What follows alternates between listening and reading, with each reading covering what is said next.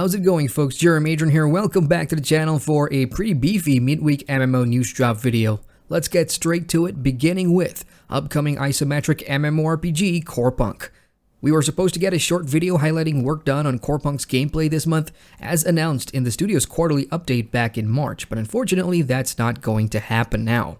The team posted on Monday that working remotely has slowed work down more than they expected, and they wouldn't have met the deadline internally anyway, as the level of polish and quality just wasn't there yet.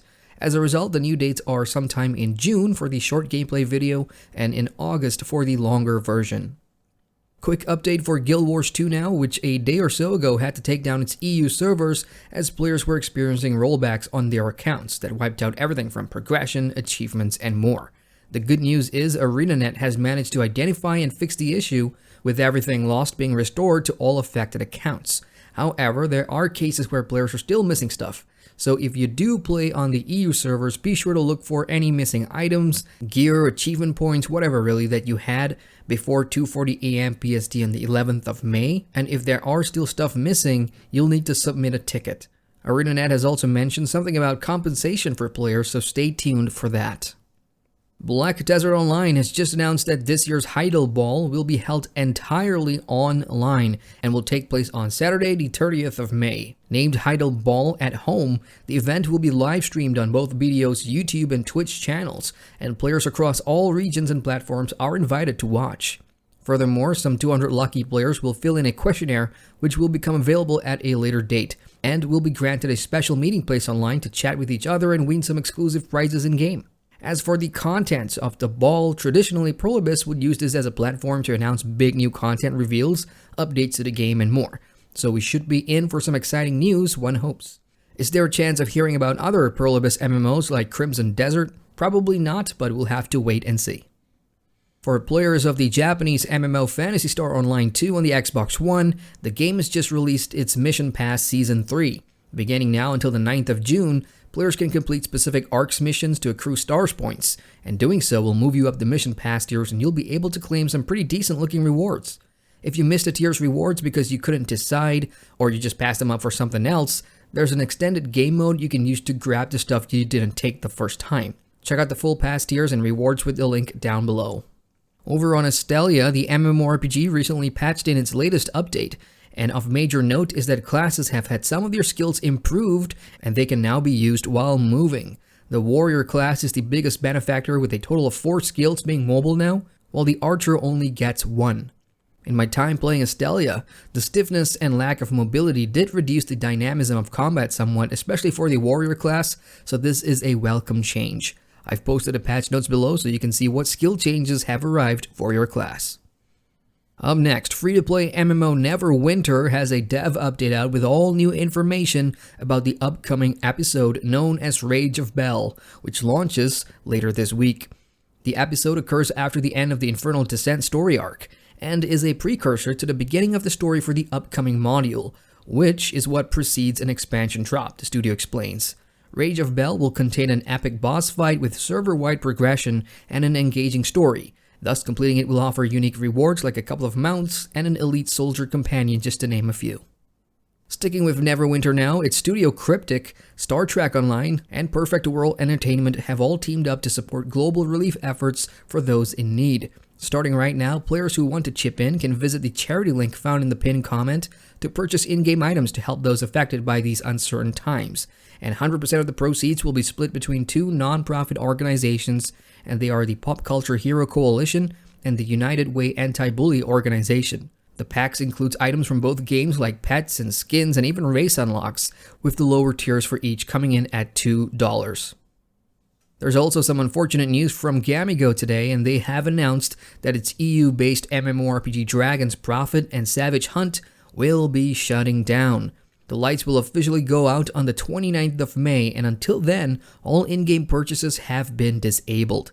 Players can also enjoy a double drop chance for all green items or rarer in-game, in addition to plenty of in-game boosts. The Creation Festival will also run for the remainder of the game's life.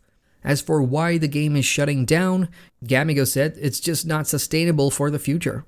They are, however, offering free gift packs for players with registered accounts to check out other MMORPGs on their roster like Rift, Arcade, or a Kingdom, Trove, Defiance, and more. In Revelation Online, the game's PvP event known as the Colosseum 8 has begun. Between now until the 1st of June, PvP enthusiasts can put on their game faces and challenge opponents in active PvP battlefields and accrue points from winning. Not only will the best players get to the top of the leaderboards, but there are also brand new rewards for everyone, even just for participating. The top 100 players will each receive a Gilded Emperor floating accessory and the Bloodforged weapon skins. For a timetable of the battlefield rotation, check out the link down below. Next up, according to MMO Culture, Project TL, which some of you may remember from its 2017 announcement as the successor to Lineage Eternal, is apparently still undergoing development. As NCSoft Korea's only known PC MMO that's currently left in development, many are wondering what's going on with it. But in a recent financial call, the company assured investors that development is still ongoing and that beta test that was supposed to happen early this year will still take place sometime in 2020 depending on internal testing results. Other bits of news revealed in the call includes more public information will be coming out in 2021, which is a long way to go, including news about a console version release. Onward, and this is more of a PSA really, but if you play The Elder Scrolls Online, or even if you don't, MMORPG.com and Falcon Northwest are hosting a giveaway right now via Gleam, and the prize and offer is this sweet-looking custom ESO Greymoor PC. It's only open to residents of North America, so I can't quite tell you what the requirements are as I'm region blocked. But having done a few of these in the past, you can expect tasks like visiting their Facebook page, their Twitter page, YouTube channel, and website, stuff like that. And doing so will give you entries. So the more you do, the more entries you get. Just keep an eye out for how much information you're actually sharing with the thing. Also, I am not affiliated with either of these two sites or the giveaway. I'm just spreading the word, so hey, good luck and hope you get it. There's quite a bit of news in the mobile MMO category, and I've narrowed it down to the most noteworthy pieces, so let's check in first with Black Desert Mobile. The game has released the Striker class this week, and players can now roll this hand-to-hand combat specialist. To celebrate its arrival, as usual, Prolibus has a level up event going on right now, with 300% bonus EXP on offer, and those who level up their strikers before the 9th of June will be rewarded with a tier 2 pet chest, shiny accessory chest, and an L Griffin's defense gear chest. For those of you in Southeast Asia, the good news is Dragon Raja will officially be launching in the region come the 27th of May. Plenty of hype and attention has already been given toward the game and its North American launch, with it being hailed as one of the best looking mobile MMOs of the new generation. And now that I can finally get my hands on it this month, I'll report back on whether or not it's actually worth the fuss. It will be free to play just like the Western version, and you can pre-register for it on the App Store and Google Play right now. And how about this for something completely new? The world's first ever augmented reality location-based MMORPG, known as Otherworld Heroes, has soft launched in Sweden, Poland, and Indonesia, available on both the App Store and Google Play. In Otherworld Heroes, you'll play as one of several typical fantasy RPG class archetypes, and join the real world for adventure. Whether you're at home or out of the house, which by the way I wouldn't recommend doing right now, you'll come across quests, enemies, epic loot, and other players in real world locations and time, and you can team up for the adventure or go in solo. Basically, think of this as Pokemon Go, but it's an MMORPG. It might be interesting if only the world wasn't in lockdown right now, and there's no word yet on a global launch outside of the soft-launched markets. Let's wrap this up now with the not-so-MMORPG section, and let's talk some Warframe. Digital Extreme sat down for a live chat recently and spoke about plenty of updates to its free-to-play game, including the impending arrival of a hard mode.